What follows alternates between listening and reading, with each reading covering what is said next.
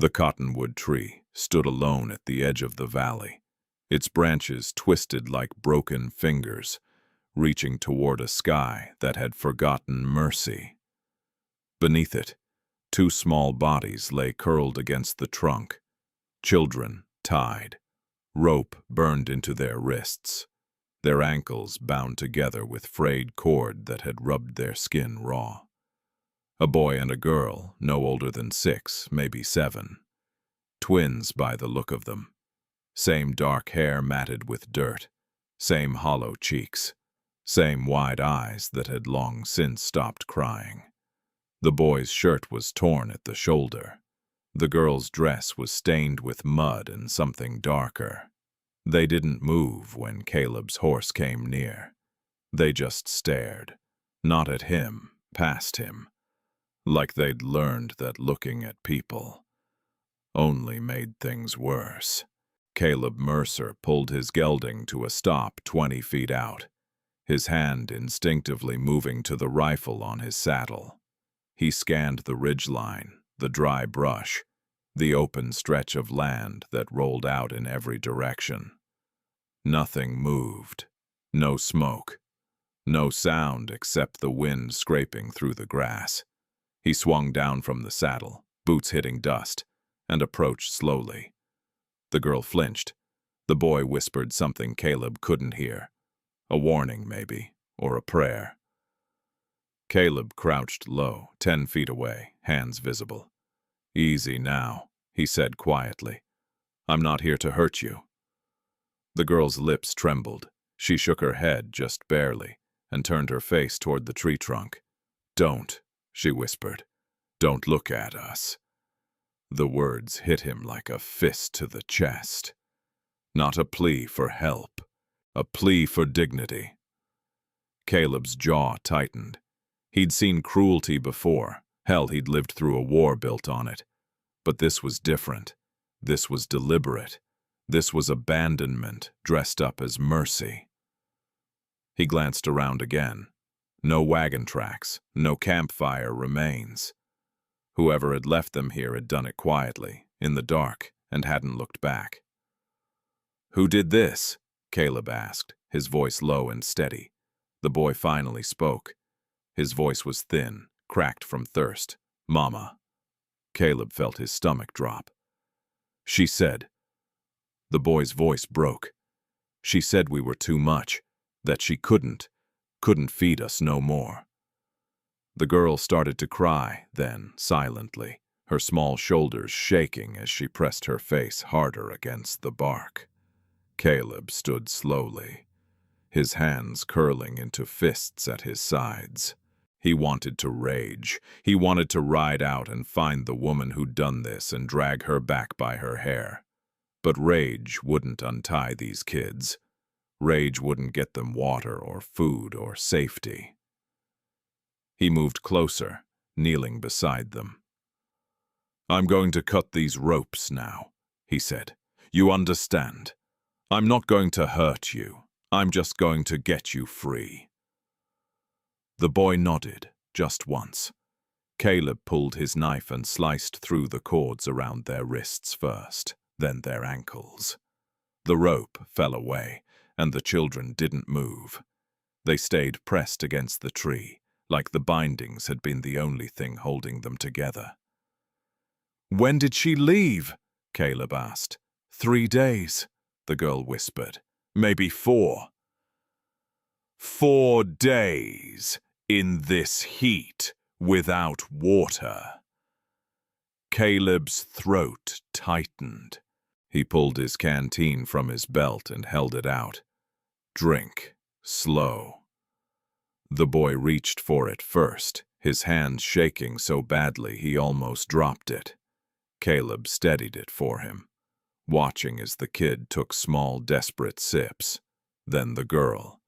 She drank with her eyes closed, like she was afraid it might disappear if she looked. When they were done, Caleb capped the canteen and sat back on his heels, studying them. They were thin, too thin, but alive. That was something. That was more than most kids got in situations like this. You got names? The boy nodded. I'm Thomas. She's Caroline. Where's your pa? Dead, Thomas said flatly. 2 years back. Mama said he got sick and never woke up. Caleb nodded slowly. He'd heard stories like this 100 times since the war ended. Families torn apart, widows left with nothing, children scattered like seeds in a drought. But hearing it didn't make it easier. You got any other family? Grandparents, aunts or uncles? Caroline shook her head. Mama said we were alone, that nobody wanted us. Caleb felt something twist inside him, something old and buried, something he'd tried to forget. He looked at the cottonwood tree, at the ropes still lying in the dirt, and thought about all the ways people convinced themselves that cruelty was kindness, that abandonment was mercy, that some lives were just too much trouble to save. He stood, offering his hand. Come on, let's get you somewhere safe. Thomas hesitated, his eyes darting to Caroline. She didn't move. We ain't got nowhere to go, Thomas said quietly. You do now, Caleb replied.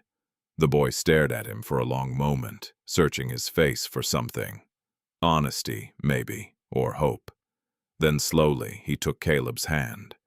Caroline followed. Caleb lifted them onto his horse, one in front, one behind, and climbed up himself. The gelding shifted under the extra weight but didn't complain. Caleb turned the horse east, toward the ridge that led back to his land. As they rode, the wind picked up, carrying the scent of sage and dust. The sun climbed higher, burning the back of Caleb's neck, and the valley stretched out endless and quiet. But in his mind, all he could see was the tree, the ropes, the way Caroline had whispered, "Don't look at us." And beneath it all, a memory he'd buried years ago. Another child, another rope, another moment when he'd had the chance to do something and hadn't. He tightened his grip on the reins. Not this time. Caleb's ranch sat at the base of a low hill, where the grass grew thick enough to graze cattle and the creek ran cold even in summer. It wasn't much. A cabin, a barn, a corral that needed mending. But it was his, and it was quiet, and that was all he'd wanted after the war. He pulled the horse to a stop near the porch and helped the children down. They stood close together, their hands clasped, their eyes scanning the property like they were waiting for something to go wrong. You hungry? Caleb asked. Thomas nodded. Caleb led them inside. The cabin was sparse. One room, a stone fireplace, a table with 2 chairs, a cot in the corner. He motioned for them to sit while he pulled dried meat and bread from a tin on the shelf. He poured water into 2 tin cups and set everything on the table. The children ate like they hadn't seen food in a week. Caleb watched them, his chest tight, and tried not to think about how easy it would have been for them to die out there. When they finished, Caroline looked up at him, her eyes still wary. Why'd you help us? Caleb didn't answer right away.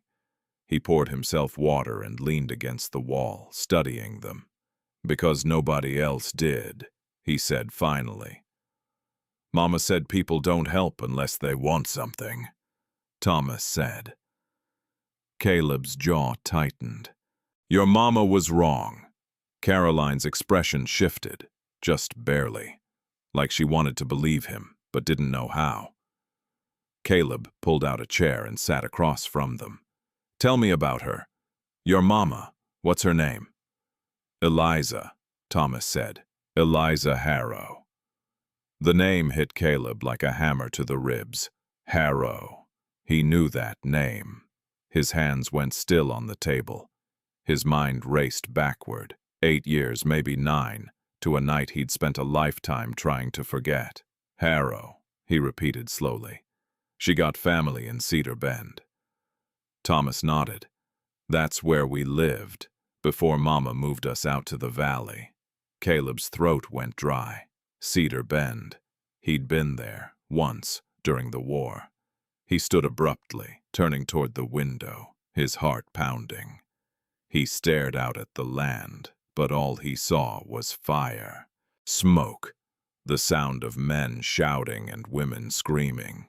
He'd been part of a Union patrol that swept through Cedar Bend in '63, hunting Confederate sympathizers. They'd been told the Harrow family was hiding supplies, guns, ammunition, food meant for rebel soldiers. Caleb's captain had ordered them to search the property. They'd found nothing, but the captain hadn't cared. He'd burned the barn anyway, burned the house, told the family to leave or die. Caleb had stood there, rifle in hand, and watched it happen. He'd been 19 years old. He hadn't pulled the trigger, hadn't lit the torch, but he'd stood there. And when Eliza Harrow, young, desperate, holding an infant in her arms, had begged him to stop it, he'd looked away. He'd done nothing. And now her children were sitting at his table, alive only because he'd found them tied to a tree. Caleb closed his eyes, his hands gripping the edge of the windowsill. "You know her," Caroline said quietly from behind him. He turned. The girl was watching him, her expression unreadable. "I knew her family," Caleb said carefully. "A long time ago." "Did you hurt them?" The question was simple, direct, and it cut straight through him. Caleb sat back down, meeting her eyes. "I was there when they lost everything, and I didn't stop it." Thomas's face went pale. "You're one of them. The soldiers." "I was," Caleb said. "I'm not anymore." "That don't make it better," Caroline whispered. "No," Caleb agreed. "It doesn't." The silence that followed was heavy, suffocating. The children stared at him, and Caleb saw it in their faces, the way their trust cracked, the way they leaned away from him, the way their hands found each other again. "I can't change what I did," Caleb said quietly, "or what I didn't do. But I can make sure you don't die out there. That's all I'm asking you to let me do." Thomas looked at Caroline. She didn't respond. "Why didn't you stop them?" Thomas asked, his voice breaking. "If you knew it was wrong, why didn't you stop them?" Caleb swallowed hard. "Because I was scared, and I was young, and I thought following orders was the same as doing right." "That's what cowards say," Caroline said. Caleb nodded slowly. "You're right." The admission seemed to startle her. She blinked, her mouth opening slightly. But no words came. "I was a coward," Caleb continued, "and I've carried that with me every day since. I can't take it back. I can't undo what happened to your family, but I can make sure it doesn't happen to you." Thomas's eyes glistened. "Mama said the soldiers took everything. That's why she couldn't take care of us. That's why she left us." Caleb felt the weight of those words settle over him like a stone. "She was wrong to leave you," Caleb said, "but I was wrong first." Caroline wiped her eyes with the back of her hand. "You think saying sorry fixes it?" "No," Caleb said, "but it's a start." The room fell quiet again. Outside, a crow called from the fence line. The wind rattled the shutters. Then slowly, Thomas nodded. "Okay," the boy whispered. Caroline didn't nod, but she didn't leave either. And for now, that was enough. 3 days passed. Caleb kept the children close, feeding them, letting them sleep on the cot while he took the floor. He didn't push them to talk. He didn't ask questions they weren't ready to answer. He just let them exist. Let them breathe without fear, eat without shame, sleep without ropes. On the fourth morning, hoofbeats echoed across the valley. Caleb was outside mending the corral fence when he heard them. He straightened, shading his eyes against the sun, and saw 3 riders coming up the hill. His stomach tightened. He recognized the man in front, Sheriff Ben Carlisle. Caleb set down the hammer and walked toward the cabin. "Stay inside," he called through the door. Thomas peeked out. "Who is it?" "Doesn't matter. Stay inside." Caleb stepped off the porch and waited, his hands loose at his sides, his eyes on the riders. Sheriff Carlisle was a big man, broad-shouldered and gray-bearded, with a star pinned to his vest and a revolver on his hip. The 2 men flanking him were younger, harder, hired guns by the look of them. Carlisle pulled his horse to a stop 10 feet from Caleb and smiled. It didn't reach his eyes. "Caleb Mercer," the sheriff said. "Been a while." "Sheriff," Caleb replied evenly. "Heard you picked up a couple strays," Carlisle said, his gaze drifting toward the cabin. 2 kids, twins."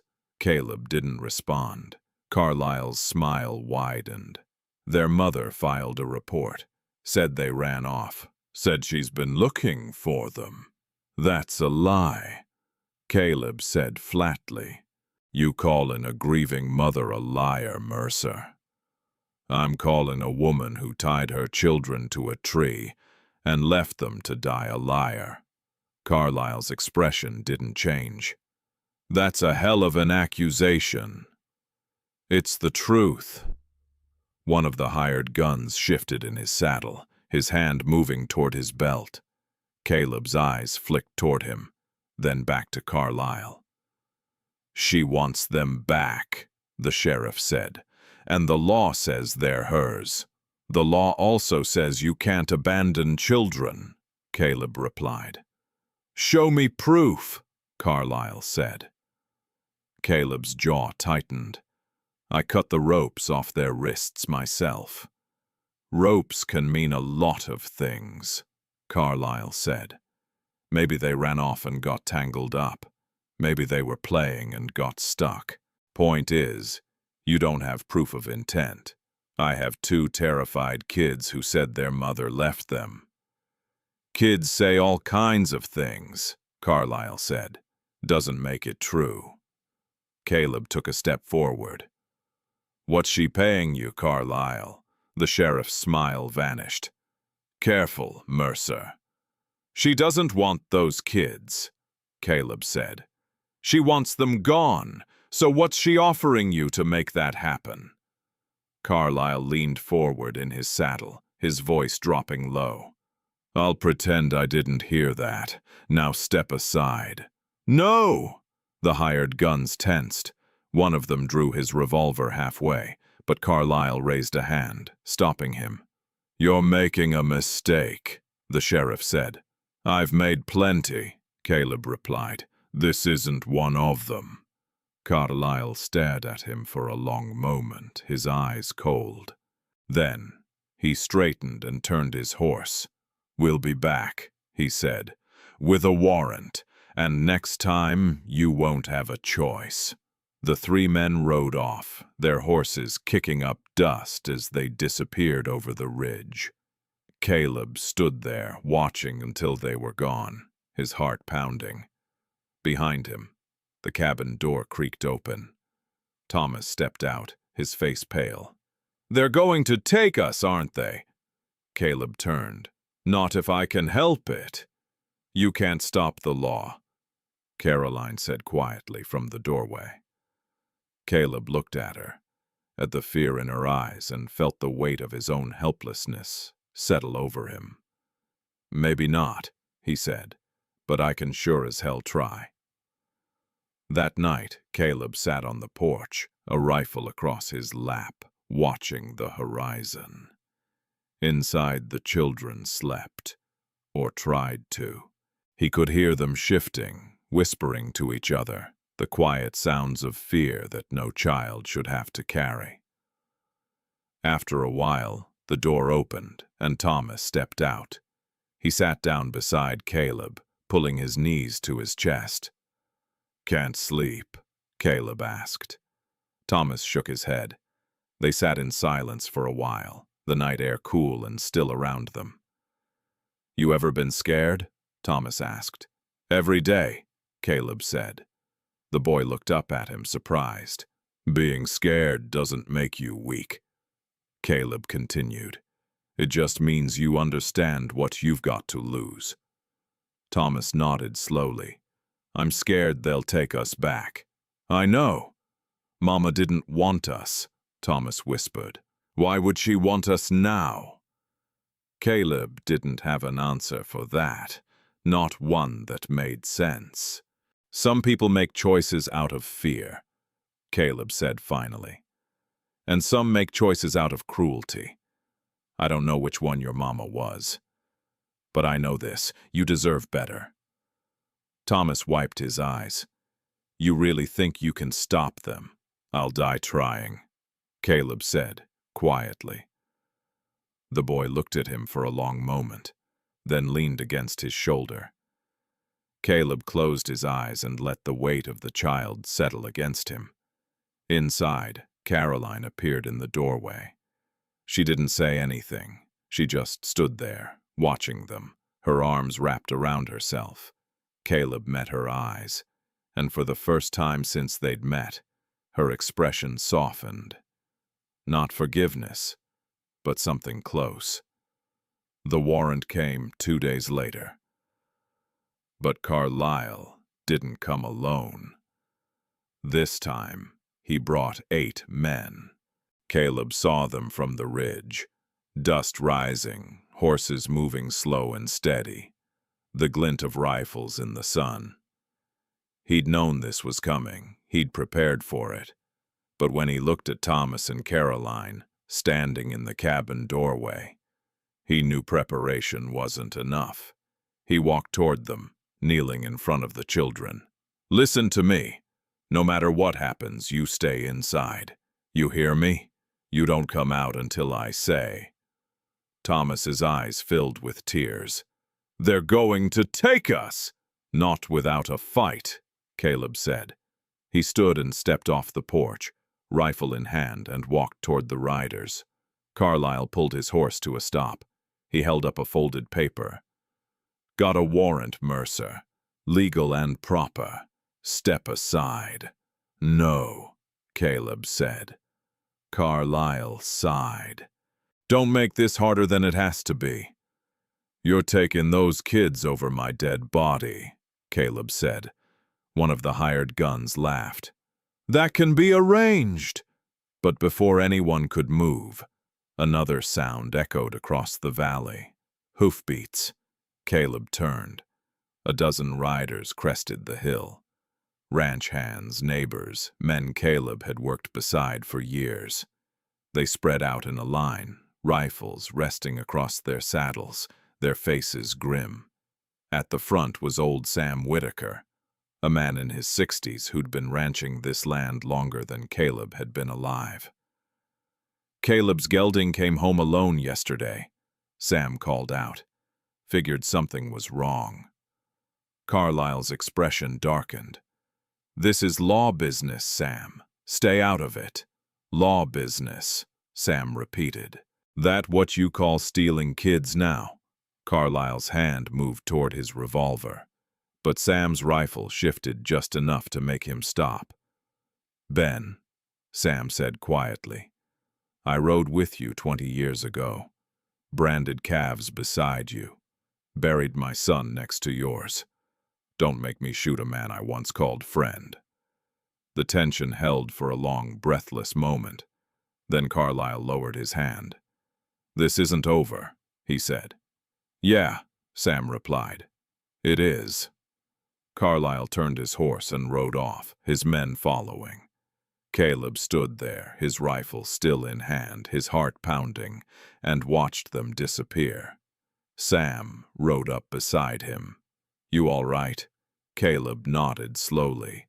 "Thanks, Sam." "Don't thank me yet," the old man said. "You just made an enemy of the law." "I've had worse," Caleb said. Sam smiled. "I reckon you have." Weeks passed. Carlisle didn't come back. Eliza Harrow left the county. The children stayed. Caleb built 2 small beds in the loft, carved their names into the wood above each one. He taught Thomas how to mend fences, showed Caroline how to plant seeds. They didn't call him Pa, but they didn't leave either. And on quiet nights when the wind whispered through the valley and the stars stretched endless overhead, Caleb would sit on the porch and think about the cottonwood tree, the ropes, the moment he'd chosen to be something other than a coward. And though the ghosts of his past still followed him, they walked a little quieter now.